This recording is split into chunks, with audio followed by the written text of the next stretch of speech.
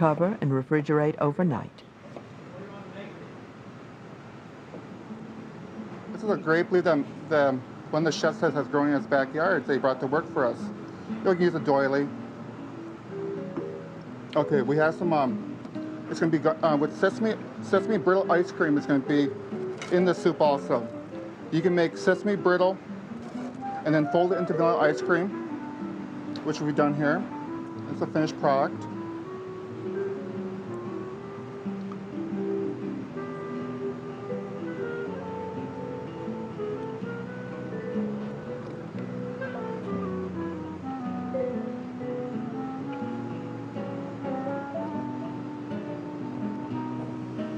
And there you go. Fruit martini.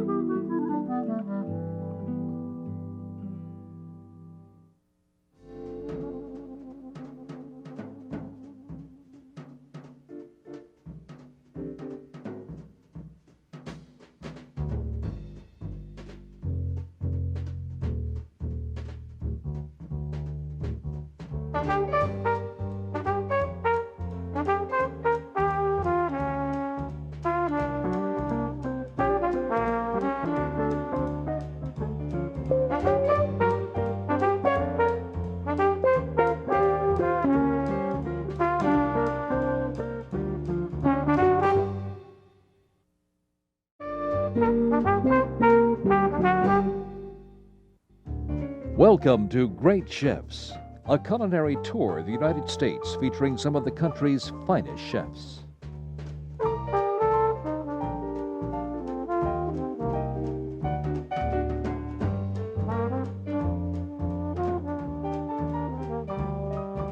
The first course today comes from Portland, Oregon, and Chef John Pence.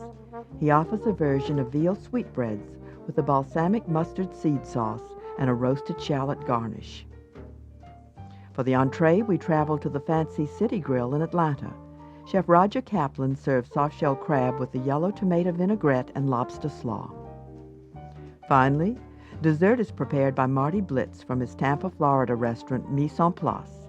It is mojo sabayon served in phyllo cup with strawberry guava hot pepper coulis.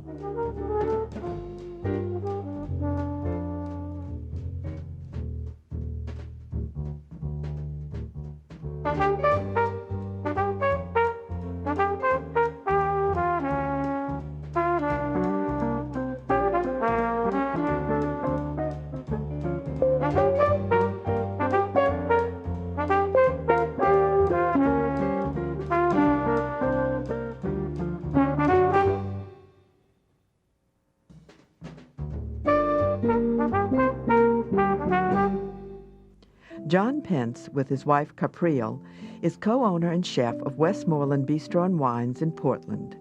He worked in several Seattle restaurants, including Fuller's at the Sheraton Hotel, before coming to Portland. His hefty appetizer is veal sweetbreads with mustard balsamic demi-glace and roasted shallots. The sweetbreads are first poached with aromatics. I'm going to finish it with some bay leaf and some peppercorns. And all I'm going to do is just bring this up to a boil and they're done. This is a mirepoix of coarsely chopped onion, celery, carrot, and garlic. Now while the sweetbreads are poaching, I'm going to roast some shallots in the oven. And all I do is just peel them like this.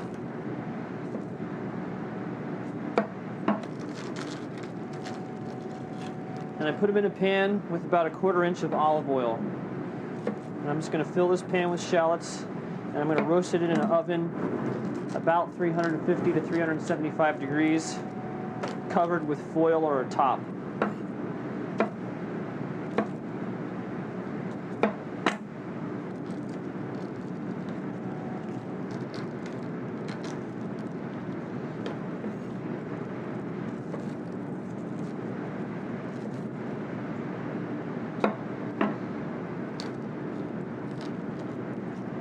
Make sure the shallots are nice and covered with the olive oil. Like I said, you can put a piece of foil on it or cover it with something else. And I'm just going to put another pan on it just like that. place it in the oven. 350 degrees for 45 minutes. After the sweetbreads are poached, they are cooled and sautéed. Now when your sweetbreads are done, they're going to have kind of a grayish tint to them. They're going to be nice and firm. Now when you have your sweetbreads, there's a couple ways you can cook them. I like to leave them whole like this, but I like to take off some of the membrane that's on here. These particular sweetbreads are pretty clean already, and there's not a lot of the membrane, but some of them have a lot of it on it, and this is something you want to take off.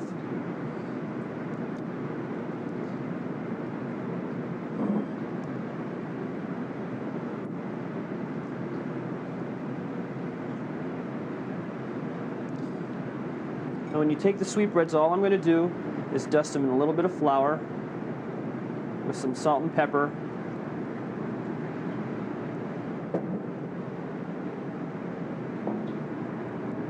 Like so.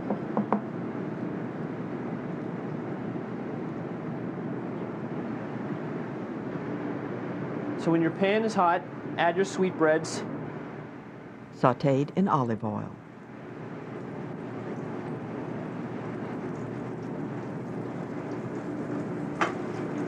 And just let them sit there, and we want to get them brown on both sides. We're going to get them brown on both sides. I'm going to transfer them to another pan, and I'm going to cook them in the oven for about 15, 20 minutes. And cook them all the way through.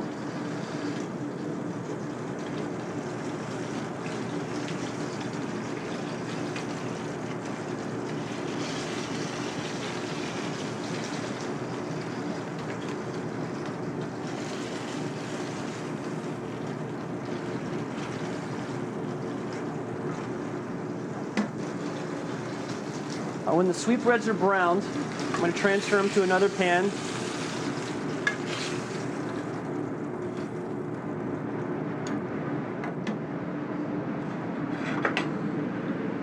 And we're going to finish them in the oven. The sauce is started with chopped shallot. We're going to add our balsamic vinegar. And our red wine, about equal amounts of each one. Then I have some mustard seeds I'm going to add. And what you want to do is when you're making the sauce, you want your liquid to reduce to there's almost nothing left. And then we're going to add a demi-glace. Now I made a demi-glace here ahead of time, and all that is a veal stock that's prepared ahead of time and reduced. By reducing it, you're going to really enhance the flavor. It's going to be really nice and potent. It's going to be an excellent demi-glace. That's what a demi-glace is. It's a stock reduced by half.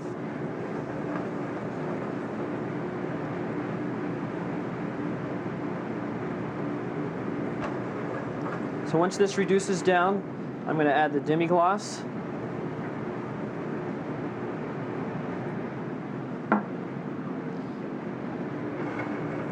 And then we're going to let this cook down. Now when the demi-glace is reduced, I add a little bit of cream. And we let that reduce down.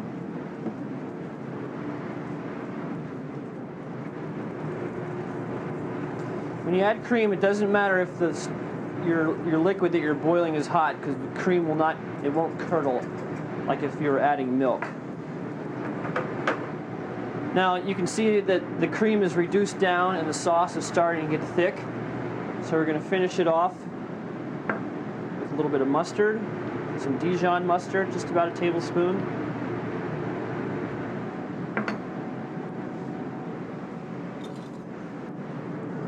A little bit of butter.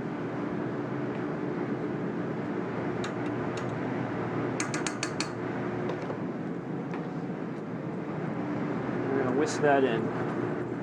The sauce is strained. The butter also adds in help thickening the sauce, and just adds that little touch more flavor to it. I'm going to remove the shallots from the oven. You see how they're nice and brown. Strain off some of the oil off of them. Just place them right on the plate.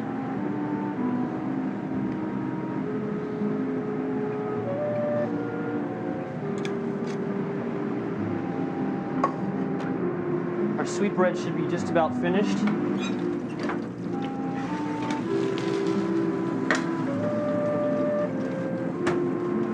Pull those from the oven.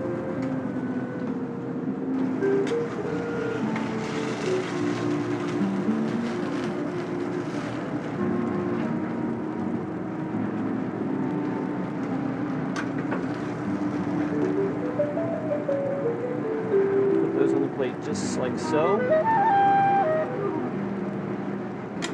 I took some red onions before and I just charred them off for a little bit of garnish.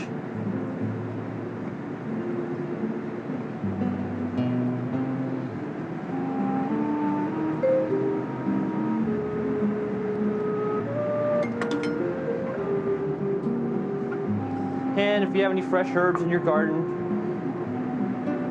just garnish with that. Have a little bit of savory.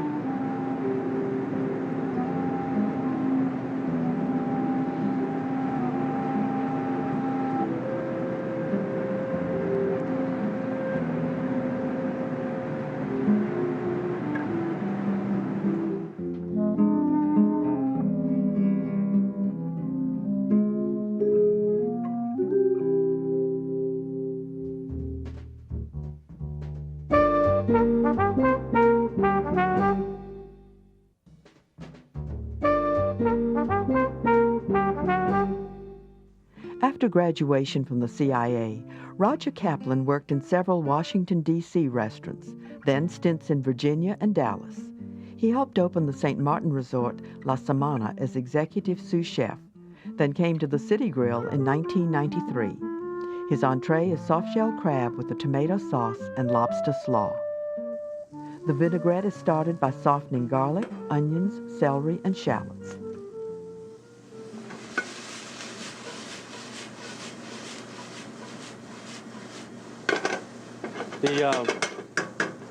The vegetables have been sauteed, so they're tender now. We're going to add white wine.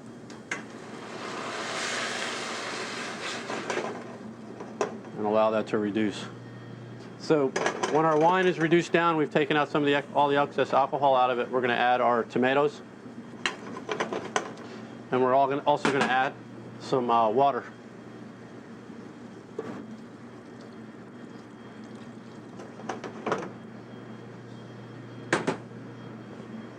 And then we're going to add fresh basil.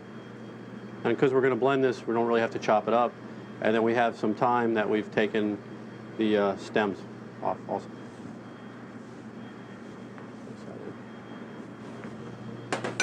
We'll season with some salt and black pepper. And we'll allow this to simmer until the tomatoes have become very tender and the liquid has reduced itself down. The mixture is then blended.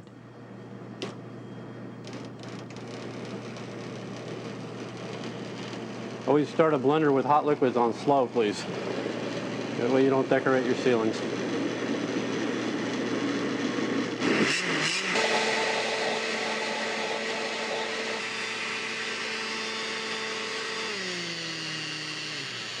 Right.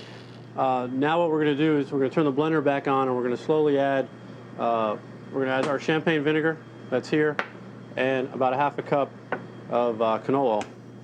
So we'll do that.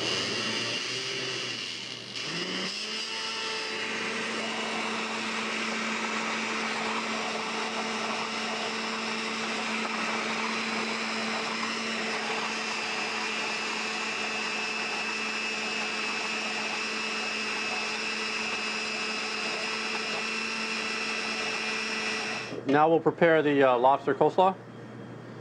We need to add the cabbage that we've finely shredded. We have spinach that's also finely shredded. A nice julienne of carrots. Sticks. If you don't want to take the time to do the sticks, you can grate them on a box grater. It'll have the same flavor. Okay. We also have a nice julienne of red onion and We have some julienne tomatoes. Pre-cooked lobster is roughly chopped.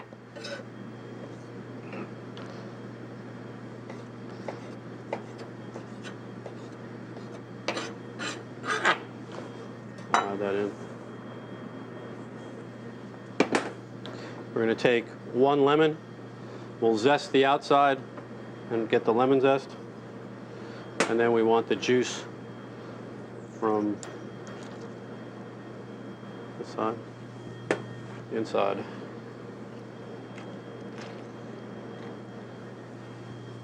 And watch out for seeds.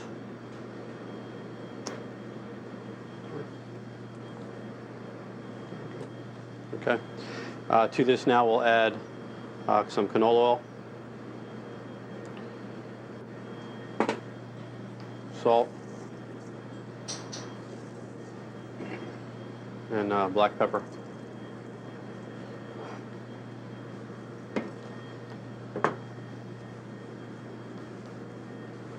And we want to toss this well. The chef prepares 2 soft-shell crabs. One is cut in half and the other cooked whole. We're going to take flour with salt and pepper to season it, and we're going to place our soft shells in there and dredge them.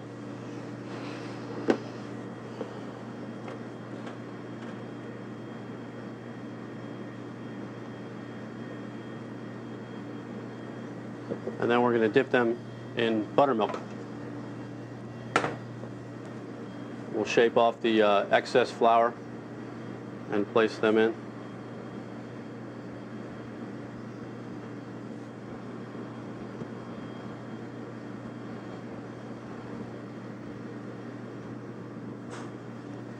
We want to coat those well, and then we're going to place them back into the flour again.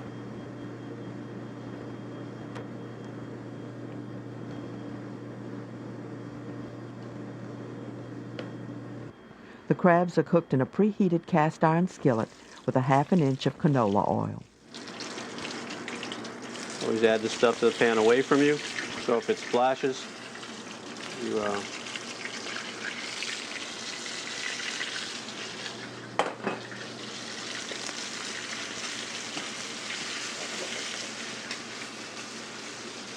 we're going to cook both sides. Presentation begins by mirroring the plating with the tomato vinaigrette.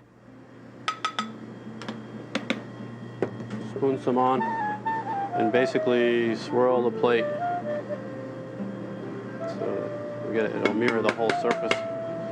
Place it there. We place our large soft shell that we have not cut in half, the belly side up here, and we place these that way and that way. These legs here will become the holder for our slaw. You can weave the legs in if they don't want to stand very well. You then grab a nice amount of the slaw and start to pile it at the center.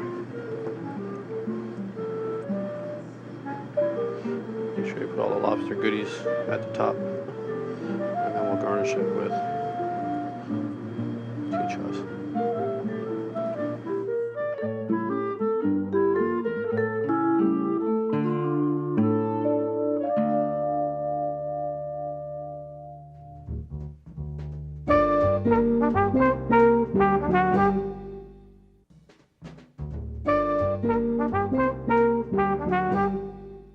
Mise en Place is a popular bistro in Tampa that features the cooking of Marty Blitz.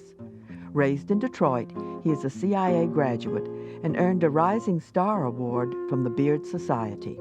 His dessert, prepared in the turbulent hullabaloo of lunch prep, is mojo sabayon in phyllo dough. All right, this dish is dessert. It's a mojo sabayon with a phyllo basket that is made with Brazil nuts, and it has a strawberry guava serrano pepper sauce to go with it, and a fresh fruit garnish. We'll start with the phyllo. What we want to do is lay a sheet down, Butter it pretty generously. We're going to sprinkle our mixture of Brazil nuts that have been lightly toasted, blended with granulated sugar. Okay, we'll repeat this procedure 3 times. Inside the dish. The phyllo is cut into squares and pressed into a buttered muffin pan.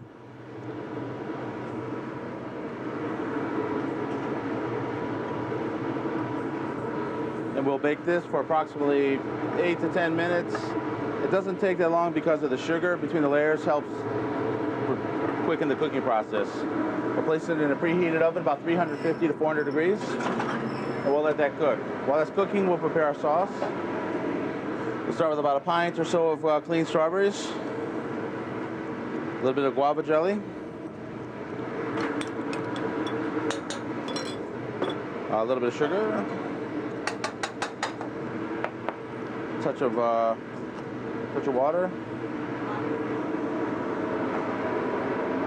You don't really want too much water because the juice from the strawberries will release a lot of water and you don't want it to be too runny. And a couple hot peppers.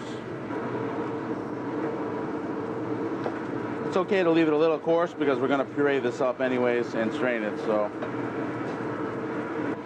and we're going to let this cook.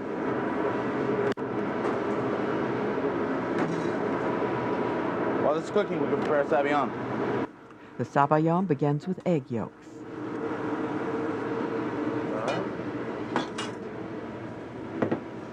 Since we add our mojo orange juice, which is basically a sour orange, and the zest of the orange. If you don't have the mojo orange, you can always use a blend of lemon and orange or lime and orange to get the tartness that you're looking for. A little bit of granulated sugar, and also Grand Marnier, which I had mixed with the juice. What we're going to do at this point is whip this together until it thickens fairly thick. The finished mixture is cooled and whipped cream was added. Okay, we're going to fold our cream into it. We're going to start by adding a little bit to soften it up. We'll use a whip for this part of it.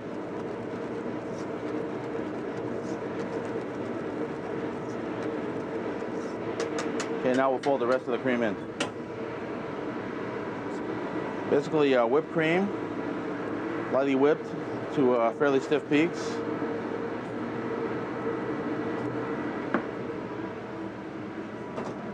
And we'll just fold this in gently. The strawberry guava mixture is processed, strained, then put into a squeeze bottle for presentation. What we do is we strain the sauce, and we use one of these squeeze bottles. We'll just basically pretty heavy on the plate. We take our shell, we'll put our finished sabayon.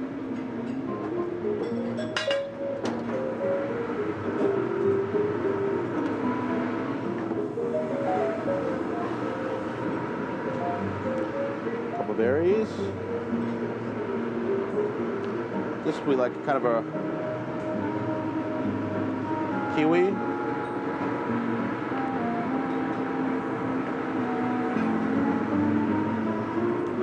At this point, we're going to drizzle our chocolate sauce basically over the top of the sabayon. A little bit of the zest. And then we'll finish with a light sprinkling of powdered sugar. And then last, a little bit of fresh mint. See this stick up here? There you go.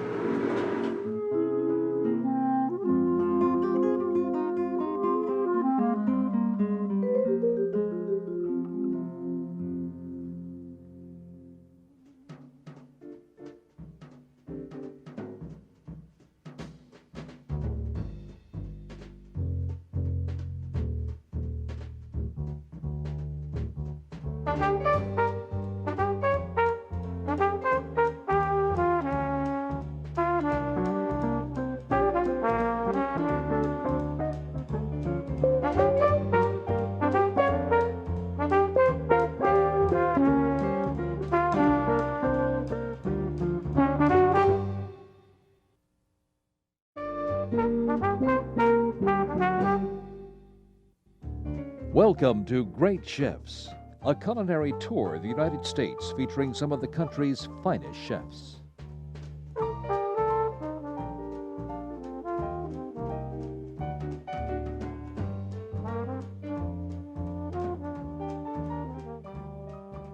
For the starter this time, we go to Nashville and Guillermo Thomas.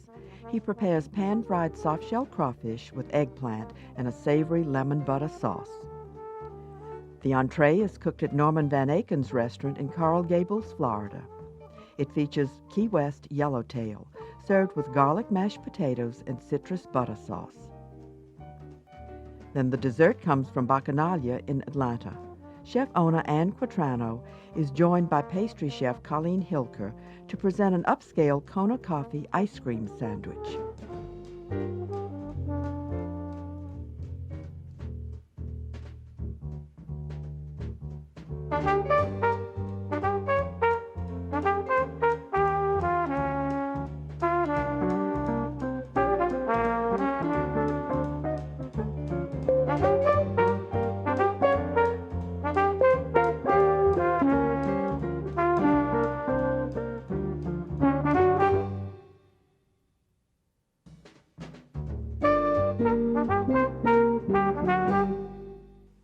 The executive chef at the Hermitage Suite Hotel is Guillermo Thomas, fondly known as Willie to his staff.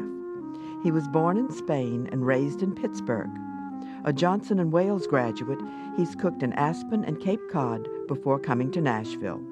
His first course is fried crawfish with eggplant. First thing we're going to be doing for this dish is slicing the eggplant rounds and salting them so the bitterness comes out of the eggplant. What you want to do is cut them on the bias, about a 1/8 of an inch thick, just like so. Salt them lightly with kosher salt, both sides.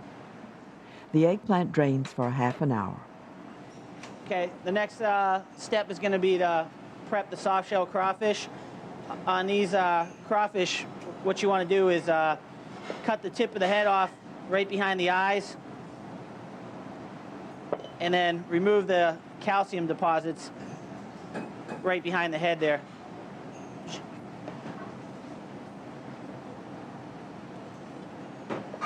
Okay, what we want to do with these is just rough chop them. Rough chopped peeled lemons are used in a butter sauce.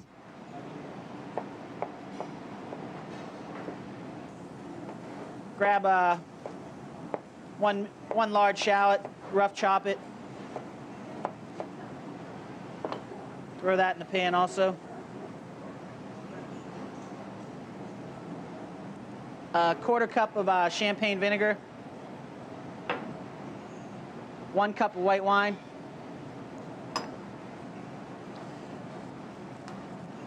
Got a sprig of tarragon, thyme, and Italian parsley here. Reduce the liquid by half.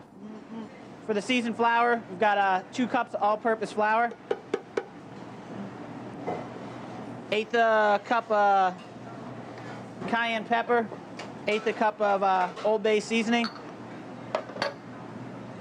1/8 cup of kosher salt. 1/8 cup of fresh ground black pepper. 1/8 cup of paprika. And 2 tablespoons of baking powder. Whisk everything together to incorporate all the seasonings into the flour. Once the liquid reduces by half on the lemon butter sauce here, we're going to add a 1/2 cup of heavy cream and let that reduce by half again. Okay. Next step, once the cream has reduced by half, is you want to take it off the hot part of the stove, leave it on a real low flame. Cold butter is cubed and will be incorporated into the sauce. Then we're just going to whisk them in a few at a time.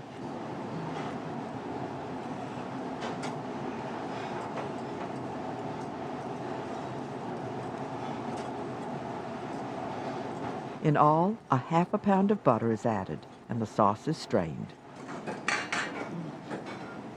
push down on it, all the herbs and the shallots and the lemon to get all the flavor out of them.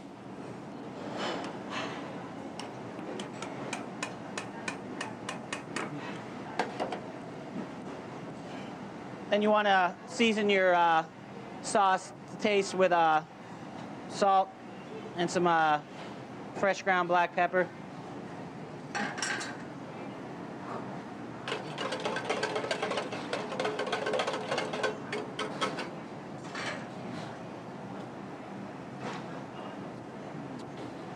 Tastes good.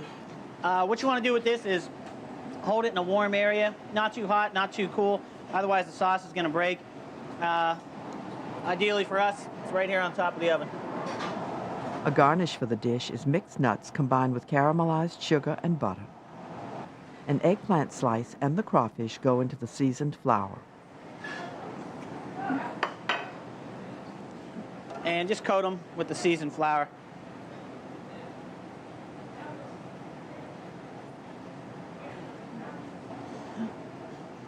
And what we're going to do is we're going to put our eggplant in, fry that for about a minute and a half on each side.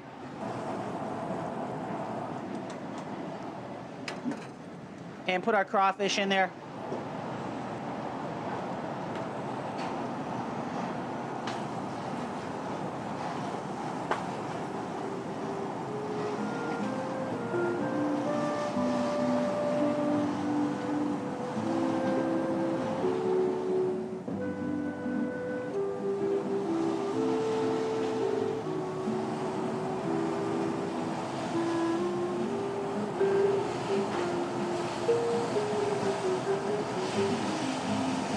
These crawfish take about a minute and a half to 2 minutes. You don't want to overcook them or they won't taste as good.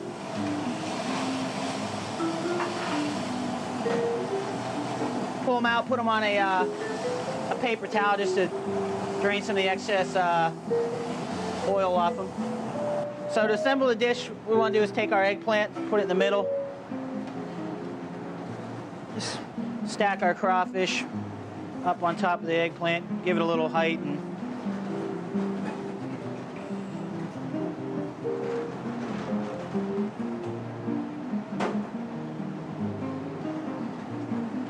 we'll take our sauce.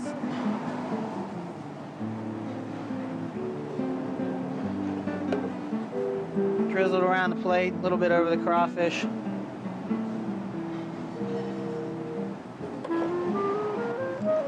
Garnish it with our caramelized nuts.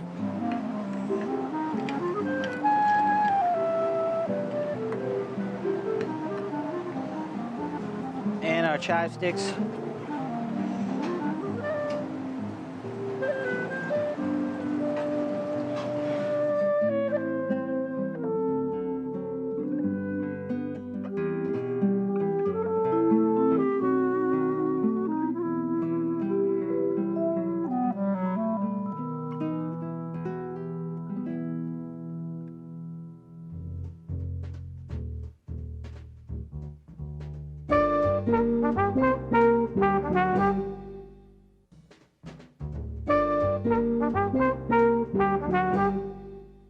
In 1997, Norman Van Aken was named Best Chef Southeast by the Beard Society, and his namesake restaurant in the Miami area was named one of America's top tables in Gourmet Magazine's Reader's Poll. What he calls New World cuisine is a celebration of South Florida product, like Key West yellowtail. The pan-cooked filet of Key West yellowtail is a very, very simple Key West sort of dish, and what I wanted to do there was present it with the citrus butter sauce. So I've got an orange butter that I'm going to prepare with a reduction of freshly squeezed orange juice, a little bit of champagne vinegar, some shallots, and some cracked black pepper and bay leaf.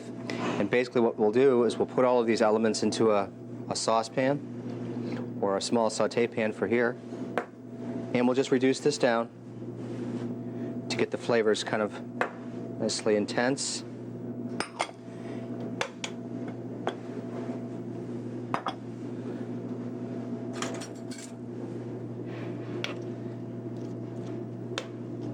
Okay, For the amount of reduction we have here, we're just going to add about a half a cup of heavy cream or less. We don't want to obscure the flavors of the reduction with too much cream, but we need the liaison between the cream and the butter to hold the sauce together.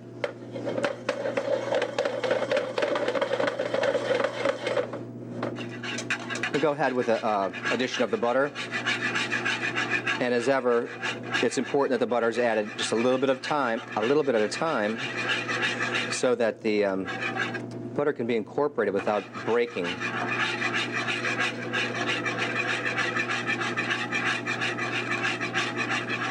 Half a pound of butter is added and the sauce is strained. The chef prepares the yellowtail.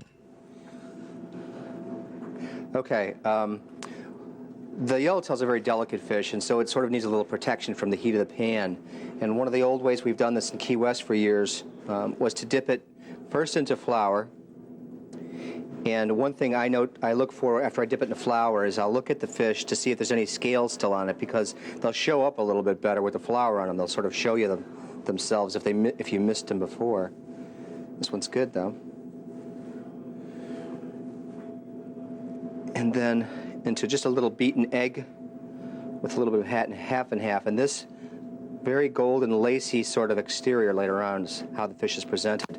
Back in Key West in the old days, a lot of the local people who are called conchs would eat yellowtail for breakfast. Much the way we eat steak and eggs in the Midwest, yellowtail for breakfast. One of the things I also do is when I flour the fish is I don't want too much flour on it, so I'll give it a little spank just to get the extra flour off there. Again, looking to see if there's any scales, and there's not.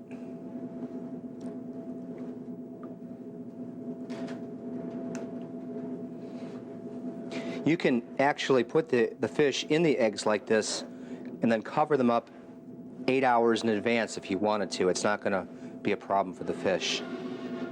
I think one of the reasons that this dish is the most popular dish in the restaurant is the mashed potatoes. What we've got here is a little bit of roasted garlic cloves and a little bit of heavy cream.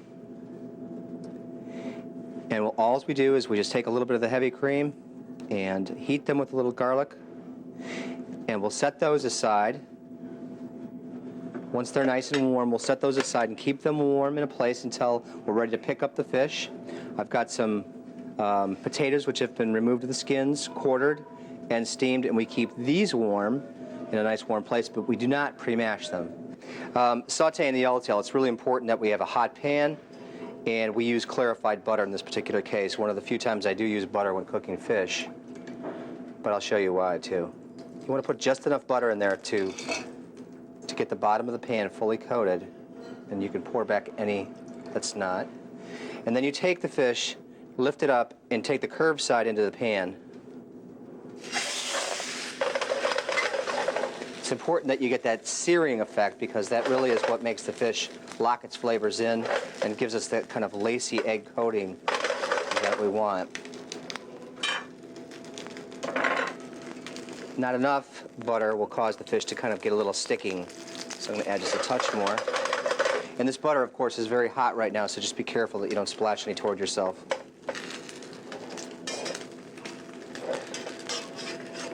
When I flip the fish, I'll tip the pan so the butter's away from me and come onto that side right there. Once it's seared on both sides, we'll just drain off the extra butter and go ahead and go into the oven.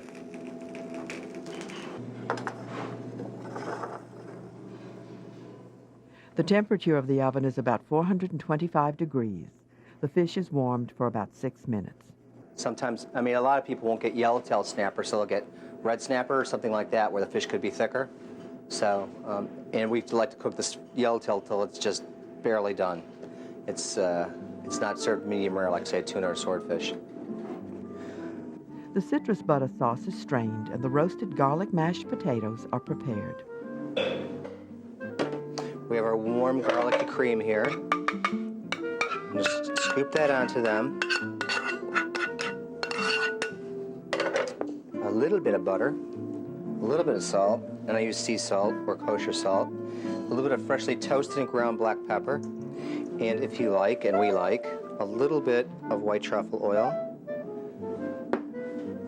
and just mash them up. If the texture's a little bit too loose, add a little bit more potato. And if it's too stiff, a little bit more of the garlic cream would be added. And you can use your potato masher or something like that. It doesn't really matter. So, we don't like the potatoes too perfect. Some people even may want to leave the skins on. Now, to make sure that the potatoes are nice and hot, once they're mashed like that for maybe 30 seconds, I toss them back into the oven while I assemble the plate. We've done a little bit of blanched and grilled asparagus spears, which go really with the citrus butter sauce very nicely. We take the mashed potatoes, still warm from the oven now, and we'll create our belly. Here's the belly of mashed potatoes. Just put them on there like this. Spoon a little bit of the butter sauce down.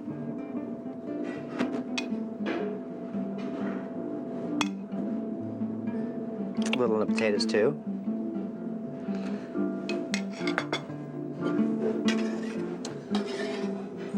And the yellowtail, which we're going to kind of mound over those mashed potatoes to give them that nice big fat belly we're talking about. Then I'm going to garnish with a little bit of blood orange,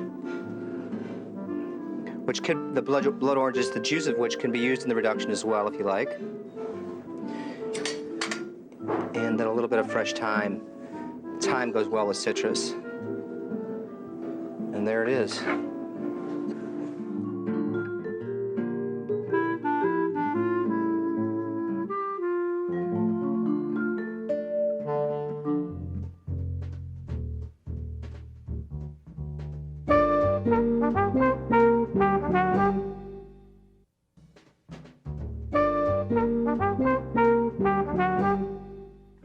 Bacchanalia is a relaxed operation owned by Ann Quatrano and Clifford Harrison. They cooked in New York, and in 1990 both won Rising Star Awards from the Beard Society. In 1997, the restaurant was a gourmet top table winner. Chef Quatrano with Colleen Hilke offers Kona Coffee ice cream sandwich. Okay, go on, you can start. Colleen is making the Kona Coffee ice cream. She's adding sugar to the heavy cream and half, as well as vanilla extract and a coarsely ground Kona coffee. We steep the coffee in the heavy cream till it comes up to a boil.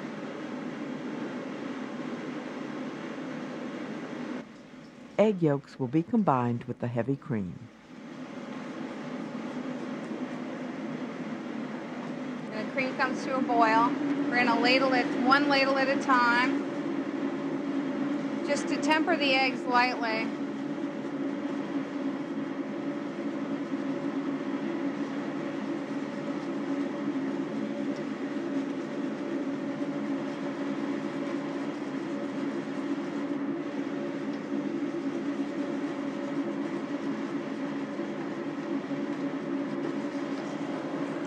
Pour the entire egg mixture back in to just finish the cooking process.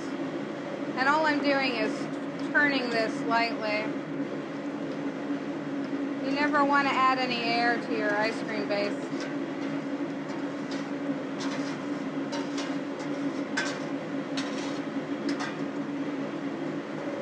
I've turned the heat off, and it's just a nice thick custard. We'll strain it through a very fine sieve, and we'll freeze it. A chocolate genoise starts by beating egg yolks and sugar until pale and thick. Bittersweet chocolate is melted in unsalted butter.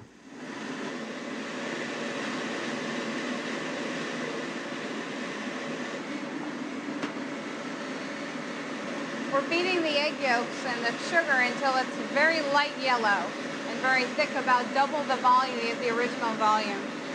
Sweetened egg whites are beaten to the stiff peak stage. Right now she's going to fold some flour into her egg and sugar mixture.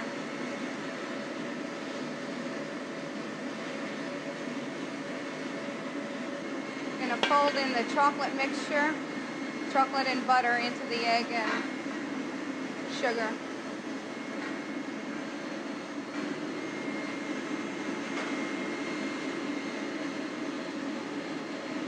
Just going to fold the chocolate in gently, trying not to lose any of the volume. The last procedure will be folding the beaten egg whites into this yolk chocolate mixture.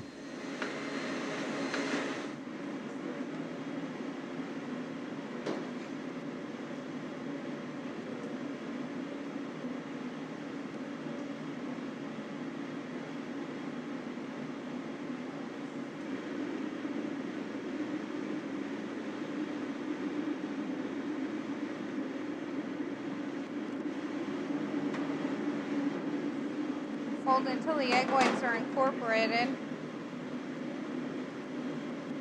Then she's going to smooth it out onto a sheet pan that has been greased with parchment and then greased on top of the parchment as well.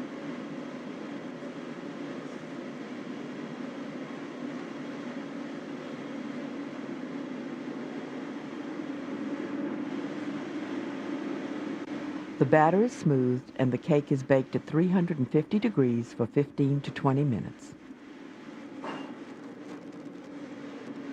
The coffee ice cream sits atop a large slice of the sponge cake.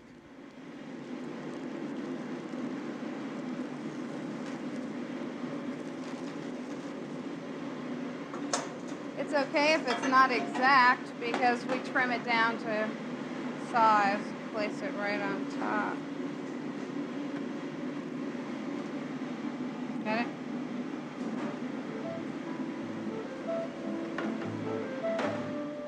The sandwich is cut into wedges for presentation. A little chocolate sauce.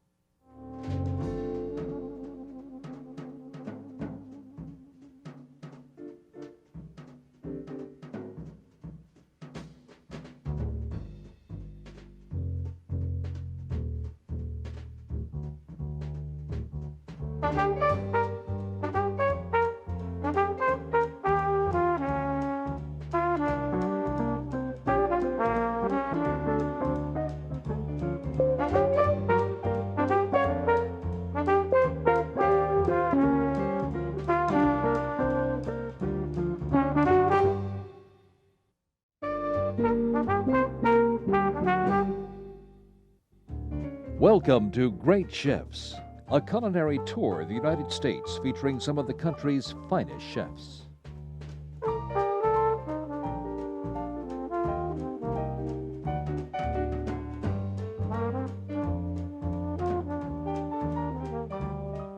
This time, the first course is cooked at City Grocery in Oxford, Mississippi by chef-owner John Currants.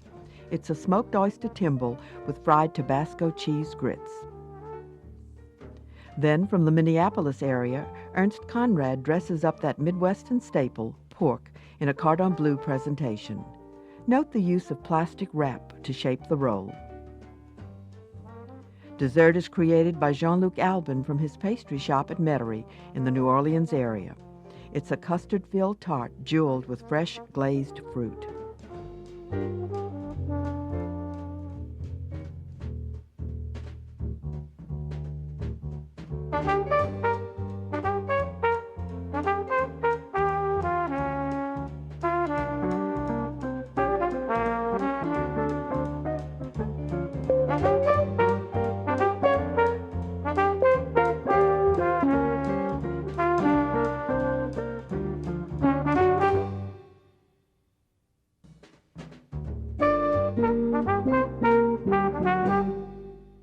John Currents was born and raised in New Orleans and began his career in some of the city's hot restaurants, including a sort of postgraduate degree in business and marketing from the Commander's Palace branch of the Brennan family.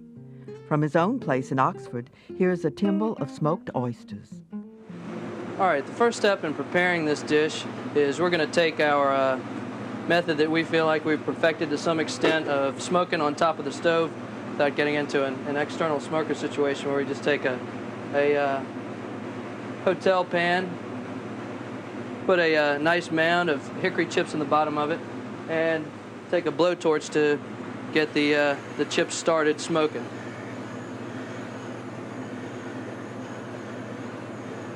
The oysters, since they're stored in their own liquor, don't require much of a brining process in order to keep them from drying out. We just smoke them very lightly. I'm going to season them with a little bit of pepper and some shallot here real quickly. That should be just about started. I've got the about 2 pounds of oysters here, and I'm going to sprinkle just with a little bit of cracked black pepper, a little bit of shallot for some extra flavor. Again, nothing too terribly scientific about this. This is in a perforated pan so that the oysters will lose a little bit of their water as they start smoking, which will go ahead and slow the smoking process down just a little bit. So hit these on real quickly. Cover them with a sheet of aluminum foil.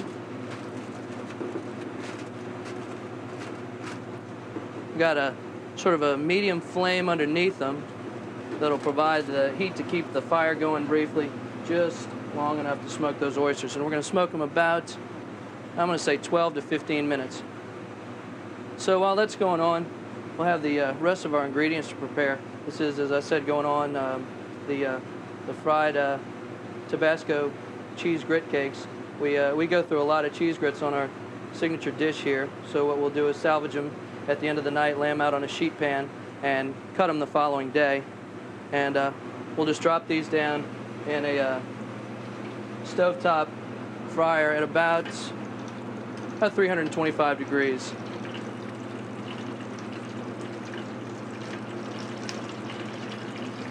With that all working for us, what we do for this particular timbale is we take just regular 1.5 PVC that you can get at the hardware store, cut into about 4 or 5 inch segments, and we'll start filling it at this point. Okay, after about 12 or 15 minutes, when you unwrap the oysters from the smoker, what you should have is, they won't all be perfect by virtue of the fact of the varying sizes, but your medium to large size oysters should still be nice and plump. They've gotten a little brown from the smoking here, but they're not dried up. The inside should be very visible, nice looking, but it should be a nice plump oyster that you're going to work with. So what we'll do is first we have a few smoked oysters here that should be enough, just about enough for what we've got. We're going to take a little bit of prepared chopped Texas smoked bacon that we use to make the bottom layer. The bacon works well because it creates sort of a nice solid foundation for the rest of the timbale, because you're getting into a sort of a vertical presentation here. It has the tendency to fall over if it's not done just right. So we use the bacon as the base. We'll come in with some chiffonade spinach.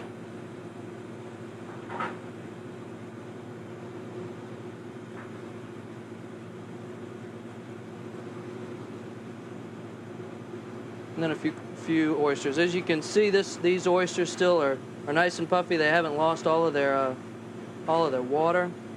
So we'll stuff those down in there, kind of nice. And we just use our house citrus vinaigrette. You can use whatever you really like. It doesn't really matter. This creates just sort of a binder for the whole thing. We'll come over the top and just spoon a little of that in there. Then we'll come back with another layer of bacon.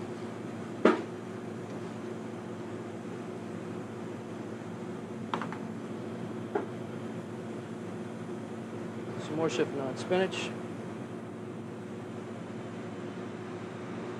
And then a few more oysters will go on top. The best thing to do with this is after it's assembled like this, to go ahead and put it in the refrigerator for 30 or 45 minutes so all the ingredients come to the same temperature. It gives the vinaigrette a little bit of time to bind it, and it gives it a little more of a sturdy construction. So, take the back of the spoon to mash this down a little bit with. Okay, grit cakes come out. They're nice and browned at this point. Should be a little crispy on the outside.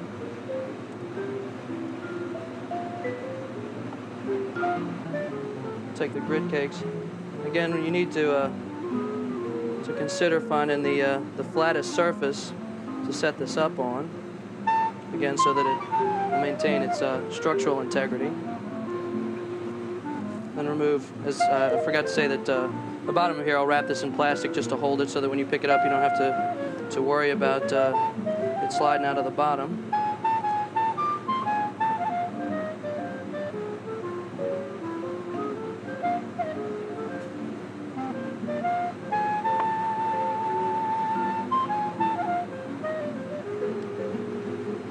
Come over the top of that with a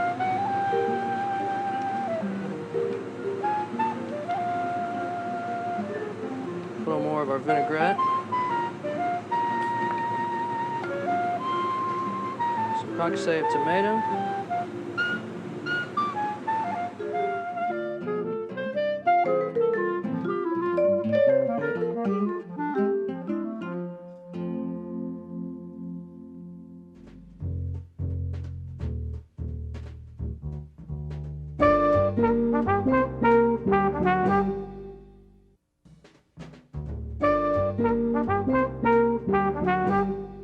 Austrian-born Ernst Conrad began his career at his mother's restaurant, then entered the absolute monarchy of the European apprentice system. Rising through the stations of various hotels from Berlin to Tel Aviv, he opened Conrad's Bistro in Minnesota. His entree is sesame pork tenderloin. Okay, for the preparation of this dish, we should have a nice equal piece of center-cut pork tenderloin, preferably to use a the loin of a younger pork, which is nice and pink.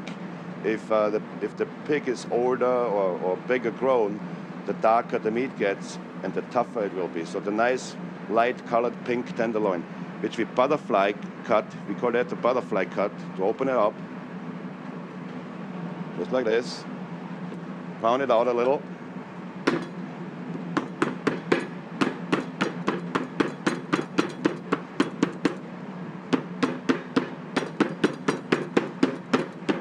Okay. And then we put slice of ham, fresh spinach leaves,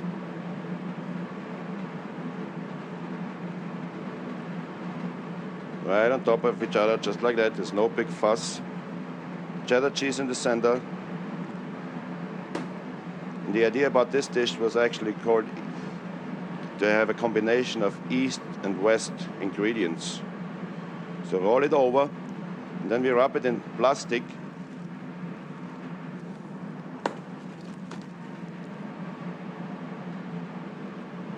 Okay.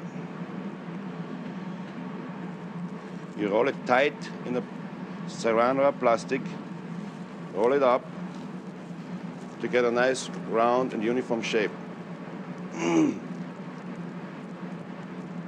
At this point, the pork roll can be put into the freezer to stiffen up.